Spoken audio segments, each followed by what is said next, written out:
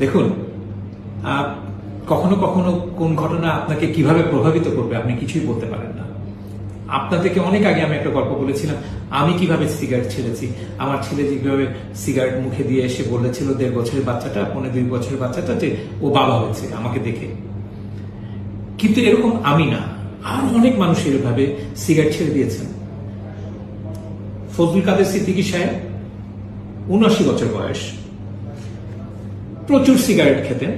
উনি বারান্দার বেলকনিতে দাঁড়িয়ে সিগারেট খাচ্ছিলেন, এমন সময় 3 বছরের মেয়ে এসে বলেছে, বাবা তুমি যদি সিগারেট খাও তাহলে আর তোমার সঙ্গে কথা বলবো না, বাবা বলবো না তোমাকে, আর তোমাকে বাবা বলবো না। ওই মুহূর্তে হাতের জ্বলন্ত সিগারেটটা ফেলে দিয়েছেন, পকেটের 1900 সিগারেটও ফেলে দিয়েছেন, তাই না? জি। তা আপনি আমাকে কি বললেন যে ভয়েসটা কি মনে হয়েছে? যেন হেভেনলি ভয়েস কেম ফ্রম আল্লাহ। হ্যাঁ, তো ওনার মনে হয়েছিল যে আল্লাহ যেন ওনাকে বাচ্চার মধ্য দিয়ে এই খবরটা পাঠিয়েছেন। সেই থেকে উনি আর সিগারেট খান না। সেই মেয়ে এখন আমেরিকাতে ডাক্তার। হ্যাঁ, আর উনি এসছেন আমার কাছে অন্য একটা কারণে বললেন যে আমি নাকি খুব অনুপ্রাণিত করি, সে এটাও খুব কদর করে বললেন। তো